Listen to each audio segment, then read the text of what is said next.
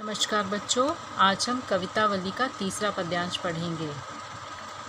यहाँ पर इस पद्यांश में तुलसीदास जी अपने मन के आत्मविश्वास का चित्रण कर रहे हैं। कवि श्री राम के अनन्य भक्त हैं और उन्हें पूर्ण विश्वास है श्री राम हर संकट से उनकी रक्षा करेंगे। साथ ही साथ यहाँ पर भक्त की अपने इष्ट के प्रति जो विश्वास की भावना होती है वो भी उजागर हुई है।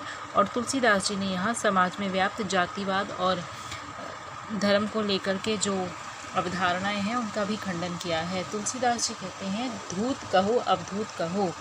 तुलसीदास जी कहते हैं कि समाज मुझे चाहे धूत कहो, चाहे धूत होता है त्यागा हुआ, चाहे मुझे त्यागा हुआ कहे, अवधूत कहो, अवधूत कहते हैं सन्यासी को। तुलसीदास जी कहते हैं चाहे ये समाज मुझे त्यागा हुआ कहे या फिर सन्यासी कहे, रजपूतू कहो, चाहे मुझे राजपूत कहे, जोल्हा कहो को, या कोई मुझे जुलाहा कहे। काहू की बेटी सो बेटा ना ब्याहब, मुझे कोई फ़र्क नहीं पड़ता। काहू की बेटी सो बेटा ना ब्याहब, क्योंकि मैंने किसी की बेटी से अपने बेटे का विवाह नहीं करना है। जो कि काहू की जाति बिगाड़ना सो, किसी की बेटी से मैंने अपने बेटे का ब्याह नहीं करना है जिससे कि किसी की जाति बिगड़ जाए, मैं ऐसा कुछ भी नहीं कर रहा हूँ। तुलसी सरनाम गुलामू है राम को। तुलसी सरनाम, तुलसीदास जी कहते हैं कि मेरा नाम तो गुलामू है राम को, ये तो श्री राम का ही गुलाम है। जाको रुचै सो कहे कछु ओ, जिसकी जैसी रुचि हो अर्थात जिसको जैसा अच्छा लगता है वो मुझे वैसा कुछ भी कह सकता है। मांगी के खैबो, वो कहते हैं मुझे किसी के कुछ भी कहने से कोई फ़र्क नहीं पड़ता। मांगी के खैबो, मैं मांग कर खाता हूँ।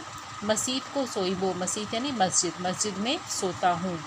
लेबक को एकू ना देवे को दो, ना मुझे लेना एक ना देने दो। ये एक लोकोक्ति है।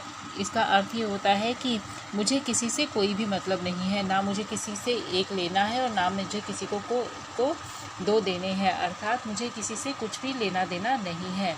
मैं सिर्फ़ और सिर्फ अपने इष्ट श्री राम का भक्त हूँ, उनका ही गुलाम हूँ, और जिसका जो मन आता है वो मुझे कह सकता है, लेकिन मुझे इन चीज़ों से कोई भी अंतर नहीं पड़ता है। मुझे किसी की जाति धर्म से कोई सरोकार नहीं है और मुझे किसी भी नाम से कोई सरोकार नहीं है। मैं तो पूर्ण रूप से श्री राम की शरण में समर्पित हूँ, इसलिए मुझे इस संसार से कोई भी मतलब नहीं है।